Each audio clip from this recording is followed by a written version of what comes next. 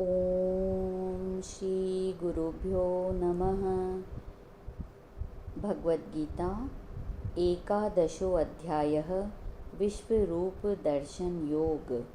अर्जुन उवाच मद अनुग्रहाय परमं गुह्यम् अध्यात्मं संजितं यत्त्वयोक्तं वचस्तेन मोहोऽयं विगतो मम।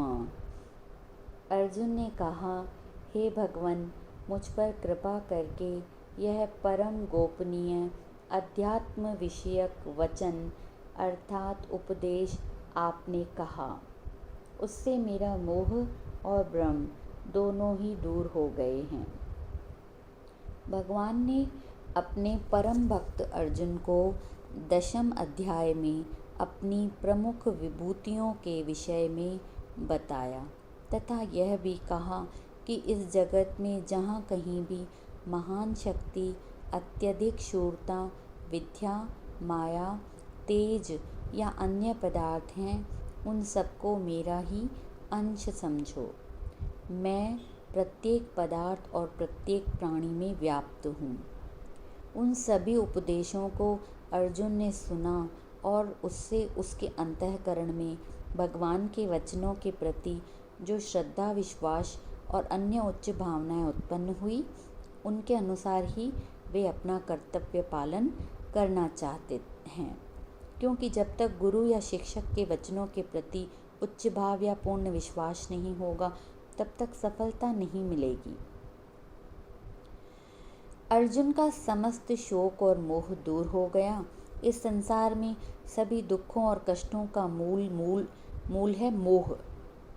हिरण का मोह है कर्णप्रिय संगीत के प्रति, मछली का मोह है आहार के प्रति, भंवरे का सुगंध के प्रति, पतंगे का आग के प्रति और हाथी का काम वासना के प्रति। ये सभी किसी न किसी एक ही विषय में आसक्त होकर अपने जीवन की स्वतंत्रता को खो बैठते हैं। मनुष्य तो इन 5 विषयों के मोह में आसक्त है, कैसे बचेगा?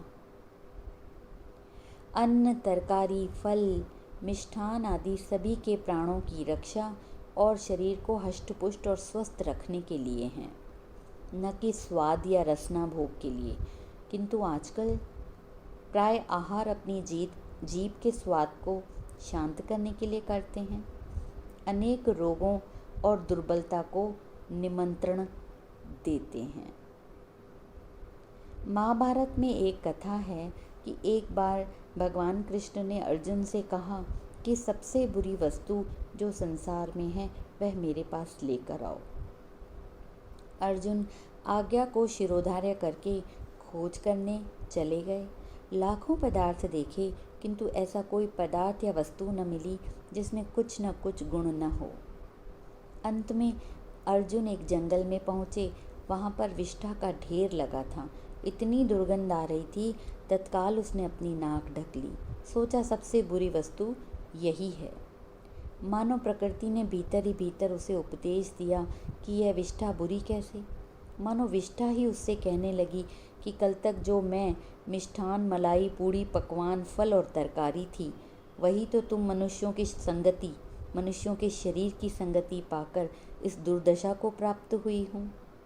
कुछ संगति का फल तो मिलता ही है। अर्जुन ने सोचा कि खान पान की वस्तुओं में हम कितनी स्वच्छता का ध्यान रखते हैं, फिर भी उनमें इतनी बुराई क्यों है?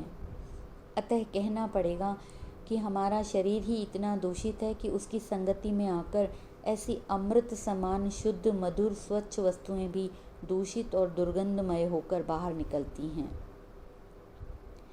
उन्हीं वस्तुओं में से शेष बची वस्तुएं जो अभी तक बाहर हैं, वे तो अच्छी ही हैं, उनका तो अभी तक सम्मान है, प्रतिष्ठा है।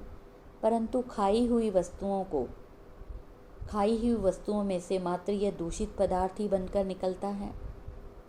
अर्जुन को फिर विचार आया कि दूषित तो हमारा शरीर है। उसने जाकर भगवान से कहा, प्रभु, हमारा शरीर सबसे बुरा है। जो पदार्थ दांतों के नीचे से जाकर आमाशय में पहुंचता है, उसे बाहर निकालने के पश्चात उसे पुनः भीतर आमाशय में डालना नहीं चाहते, क्योंकि वह पदार्थ बुरा लगता है। अर्थात हमारी रसना ऐसी मलिन है। इसी प्रकार मनुष्य की प्रत्येक इंद्रिय भी ऐसी ही है, मलिन। नेत्र इंद्रिय के कारण एक स्त्री की सुंदरता पर मोहित हो जाते हैं। बिल्व मंगल नेत्र इंद्रिय के कारण वैराग्य होने के उपरांत भी स्त्री की सुंदरता देखकर भूल गए। अंततोगत्वा जब लज्जा आई तो अपने ही नयन अपने हाथों से सुई से फोड़ डाले तो वे सूरदास बने थे। तभी शांति की प्राप्ति हुई। तो कहते हैं नेत्रों की विषय वासना बहुत बलवान है, मनुष्य को पतन के गर्भ में ढकेलने में समर्थ है। उसके वशीभूत होने पर न बुद्धि रहती है, न बल, न विद्या रहती है, न सुमति। काम विषय में आसक्त होकर रावण जैसा महाबली और बुद्धिमान भी विनाश को प्राप्त हो गया। आश्चर्य है कि मोह मात्र पुत्र का ही नहीं होता, अज्ञान भी मोह है। अज्ञान क्या है? आत्मा को शरीर मानना, अच्छे को बुरा और बुरे को अच्छा समझना, आत्मा को त्याग कर इंद्रियों के विषयों के सुखों की ओर भागना और फिर उन विषय सुखों को ही अच्छा मानना, भला मानना, ये सब भी मोह के रूप हैं।